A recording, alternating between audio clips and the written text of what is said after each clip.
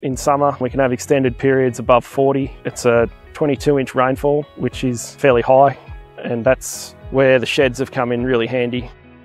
My name's Tom Hanrahan, and I'm from Ovens Junction Pastoral Company at North Burruman in northeastern Victoria, about 45 minutes west of Albury.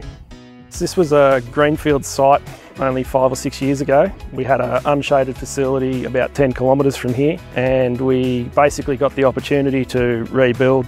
The biggest advantages of shade definitely come from cattle temperament and their welfare. Their feed conversion efficiency is better. I'd have to say probably close to 10% just on what we would guess. The cooler temperature under the shed in summer is really helpful in terms of keeping their daily intake up and them converting that into weight gain. Conversely, in winter, you see a lot of benefits under the sheds in terms of being able to prepare bedding underneath there that won't get washed away, and they can really gain extra warmth and increase their weight gain. We looked into shade because we'd had a significant amount of time with an unshaded feedlot. We knew some of the troubles that could be caused from heat stress and wet winters. We landed on these hay sheds because that's simply what they are. They're just a simple off-the-plan hay shed, no customisation. It allowed us to keep the costs down. We got the idea from having cattle out in a paddock close to where this new facility was. We had cattle out there on a hot day, and we found every single one inside an abandoned hay shed, even though they had choice of trees, dams, natural shade. They all picked the shed, and we thought this model's going to work. So we went with Telford's because we were able to get a really quick quote, and they put the sheds up really quickly.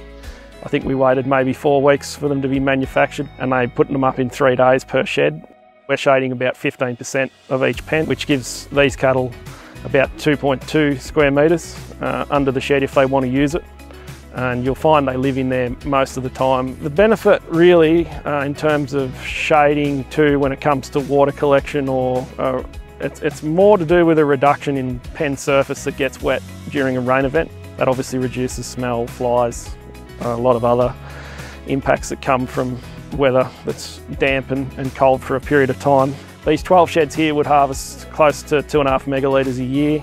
The return on investment of a shed like this in the pen for shade, we believe is under 12 months. Other producers looking at shade should definitely go ahead with it. They can enter at any size shed, any price range. The benefits are enormous, and I think it's a chance to get ahead of what will be the norm.